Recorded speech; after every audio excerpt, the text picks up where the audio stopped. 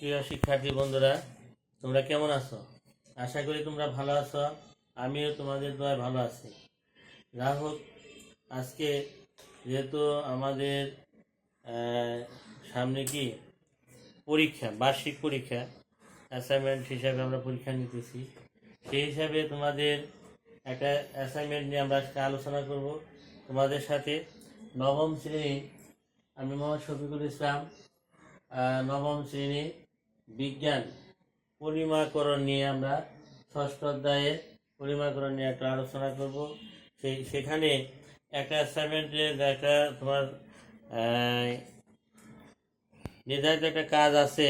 সেই কাজটা হলো, তোমার এখানে দেখো একটা হচ্ছে শান্ত ডিসেম্বর মাসে এক সকালে স্কুলে যাচ্ছিল। সে কী করতেছিল? স্কুলে যাইতেছিল।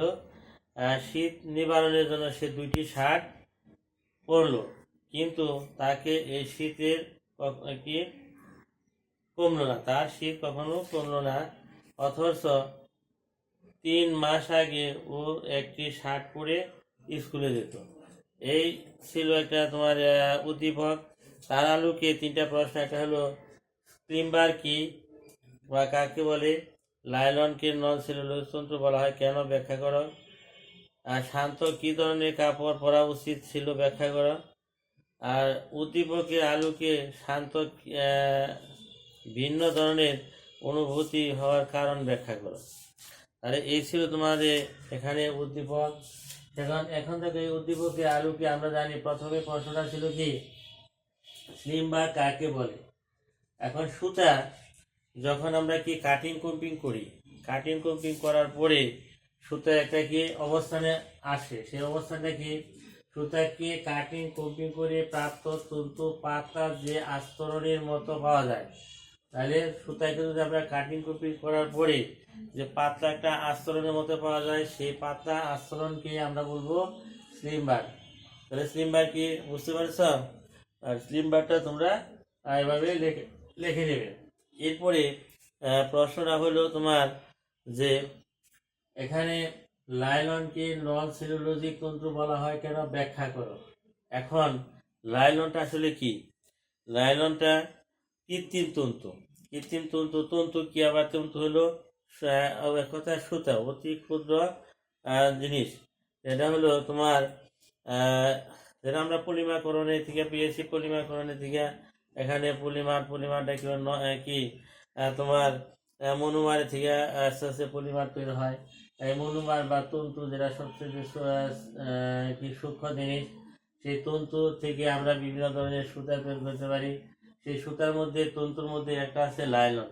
এখন এই লাইলনটা দেখো, লাইলনটা আমাদের এখানে বলা হয়েছে কি, লাইলন কি কৃত্রিম তন্তু। কিন্তু হলো 2 ধরনের, একটা হলো প্রাকৃতিক আর হলো কৃত্রিম। প্রাকৃতিক আমরা বিভিন্ন ধরনের তন্তু পেয়ে থাকি, তার মধ্যে পাট, তুলা এগুলা পেয়ে থাকি। তবে কৃত্রিম হিসাবে আমরা পেয়ে থাকি লাইলন, রেয়ন, তারপর রেডন, এগুলো আমরা পেয়ে থাকি। কিন্তু এখানে আমাদের লাইলনের কথা বলা হয়েছে কি, লাইলন নন সেলুলোজিক তন্তু বলা হয় কেন, ব্যাখ্যা করো। এখন কৃত্রিম তন্তু 2 ধরনের, সেলুলোজ এবং নন সেলুলোজিক। যে সমস্ত কৃত্রিম তন্তু সেলুলোজ থেকে তৈরি হয় না, অর্থাৎ সেলুলোজ থেকে তৈরি হয় না, যে সমস্ত কৃত্রিম তন্তুগুলো সেলুলোজ থেকে তৈরি হয় না, সেই সমস্ত তন্তুকে বলা হয় আমরা কি, লাইলন। সাধারণত এর মধ্যে লাইলন কি, সে অন্য কৃত্রিম তন্তু আছে, তার মধ্যে লাইলনটা হলো প্রধান। এখন এই লাইলনটা কিভাবে কি দিয়ে তৈরি, দেখো কিভাবে আসে। এখানে যে পদার্থের এখানে নন সেলুলোজিক তন্তু থেকে তৈরি হয় না, অন্য পদার্থের মধ্যে রাসায়নিক বিক্রিয়া ঘটিয়ে। তাহলে অন্য কোনো পদার্থের মধ্যে রাসায়নিক বিক্রিয়া ঘটিয়ে তোমার তৈরি করা হয় কি, নন সেলুলোজিক তন্তু। তাহলে এই নন সেলুলোজিক তন্তুর মধ্যে লাইলন একটি, লাইলন সেটা নন সেলুলোজিক। এখন কৃত্রিম তন্তুর মধ্যে লাইলন সর্বপ্রথম। এখন পদার্থের পরিমাকরণ প্রক্রিয়ার মাধ্যমে, তাহলে পদার্থের যে পলিমাকরণ আছে, সেই পলিমাকরণের মাধ্যমে কি হয়, লাইলন তৈরি হয়। লাইলনকে আমরা সাধারণত 2টি ভাগে ভাগ করতে পারি। একটা হলো লাইলন 66, আর হলো লাইলন 6। এখন লাইলন খুব শক্ত এবং হালকা ধরনের বস্তু। এই লাইলন দিয়ে আমাদের বিভিন্ন ধরনের বস্তু বা বিভিন্ন ধরনের বস্ত্র তৈরি হয়, এবং সেই বস্ত্রগুলো খুবই টেকসই, এবং সেটা কি এই লাইলনকে স্থিতিস্থাপকতা সৃষ্টি করে। এটা কিন্তু কখনো গরমে বা আগুনে পুড়ায় না, এবং সেটা পুড়াইলেও সেটা গলে যায় না। গলে যায় কিন্তু সেটা সম্পূর্ণ পুড়ে যায় না, এবং সেটা কি বাষ্পে পরিণত হয় না। এটা স্থিতিস্থাপকতা সৃষ্টি করে থাকে। এখন লাইলনকে যদি আমরা কি পুরানোর পরে এটা কি হয় না, এক ধরনের বিটের মতো তৈরি হয়, একটা ছোট একটা বিটের মতো তৈরি হয়, এবং সেটা কি আমরা দেখতে অনেকটা কি স্বচ্ছ মনে হয়। তো যা হোক, এইভাবে আমরা লাইলন কি করবে তৈরি করতে পারি, বা এভাবে আমরা ব্যাখ্যা করতে পারি যে আসলে লাইলনটা কি নন সেলুলোজিক একটি তন্তু। এখন এটা এটা আমাদের দড়ি, প্যারাশুট ইত্যাদি তৈরি করা যেতে পারে। আচ্ছা, এই ছিল তোমার লাইলনের ব্যাখ্যা কি। এখন এরপরে প্রশ্নটা হলো, শান্ত কি ধরনের কাপড় পরা উচিত ছিল। আসলে কি শান্ত যখন শীত, তখন ছিল ডিসেম্বর মাস। ডিসেম্বর মাস আসলে শীতকাল। শীতের মধ্যে আমাদের আসলে কি যদি আমরা নন সেলুলোজিক, আমরা কি সেলুলোজিক জাতীয় কাপড় বা যেটাকে আমরা বলি কি পশমি জাতীয় কাপড় না পরে যদি আমরা কি নন সেলুলোজিক জাতীয় কাপড় পরি, তাহলে দেখা যায় সেখানে কি শীত নিবারণ হয় না। কেননা সেখানে শীতকে নিবারণ করতে গেলে আমাদের শরীরে যে তাপমাত্রা আছে সেই তাপমাত্রা যাতে বাইরে না যেতে পারে তার একটা ব্যবস্থা করতে হবে। কিন্তু যদিও শান্ত দুইটি শার্ট পরছিল, শার্ট দুইটা কি ছিল তোমার সেলুলোজিক জাতীয় পদার্থের ছিল, এই জন্য তার কি শীত নিবারণ করা সম্ভব হয় নাই। কারণ কি আমরা যদি বলি যেহেতু ডিসেম্বর মাস, শীতের জন্য কি গায়ের যে দুটি শার্ট ছিল সে দুটি শার্ট কি যেহেতু সেলুলোজ তৈরি, কিন্তু শীতের দিনে পশমি কাপড় পরা উচিত। শীতের দিনে আমরা কি করব, পশমি কাপড় পরিধান করব। কেননা শীতের দিনে পশমি কাপড়টা হলো তাপ কুপরিবাহী।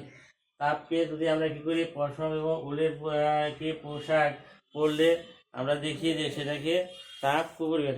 কারণ কি পশমির কাপড়ের মধ্যে পশমির তন্তুর মধ্যে মাঝখানে ফাঁকা জায়গা থাকে। সেই ফাঁকা জায়গা থাকার কারণে সেখানে বাতাস ভর্তি অবস্থায় থাকে। এই বাতাস ভর্তি অবস্থায় থাকার কারণে সেখানে দেখা যায় যে বাতাস কি তাপ কি অপরিবাহী পদার্থ। তাপ অপরিবাহী পদার্থ, সেই হিসাবে কি করতে পারে না, ওখান থেকে ওই পশমির কাপড়ের ভিতর দিয়ে বা বাহিরে আমাদের শরীরের থেকে তাপ সহজে বাহির হয়ে যেতে পারে না। পরিপ্রেক্ষিতে আমাদের কি শান্ত কি করা ছিল, পশমির কাপড়টা পরা উচিত ছিল। পশমির কাপড় পরলে শীতের দিনে শরীর থেকে তাপ বেড়ে যেতে পারে না। তাই এটি গায়ে দিলে আমরা কি করতে পারি, গরম অনুভব করতে পারবো। এবং এই পশমি কাপড়ের মধ্যে আরেকটা জিনিস আছে কি, আমাদের সুবিধা আছে যেটা, সেটা হলো এখানে এসিড বা ক্ষার যদি পড়ে তাহলে পশমি কাপড় সহজে নষ্ট হয় না, এবং আমাদের কোনো ক্ষতি হয়। তবে পশমি কাপড়গুলো কি করে ছত্রাককে ক্ষতিগ্রস্ত করে থাকে। এজন্য আমাদের ছত্রাক থেকে রক্ষা করতে হবে, সারতে হবে। এইভাবে আমরা বলতে পারি যে আসলে কি শান্ত যে কাপড়টা পরছিল সেই কাপড়টা কি শীত নিবারণের জন্য ছিল না। এই জন্য আমাদের শীত নিবারণের জন্য শান্তর কি পশমি কাপড় পরা উচিত ছিল। তো যা হোক, এরপরে দেখো প্রশ্নটা এইভাবে আমরা ব্যাখ্যা করতে পারি। উদ্দীপকের আলোকে শান্ত ভিন্ন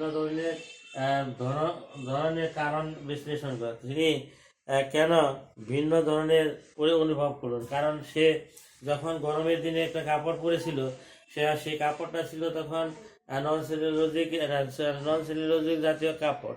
সেই কাপড়ের মধ্যে তোমার কি বাতাস ব্যবহারের ভিতরে কি কোনো ফাঁকা জায়গা থাকে না। ফাঁকা জায়গা না থাকার কারণে সেখানে কি বাতাস ঢুকে না, বাতাস থাকে না। পরিপ্রেক্ষিতে কি করে বাহিরের তাপ ভিতরে তাপ বাইরে সহজে যেতে পারে।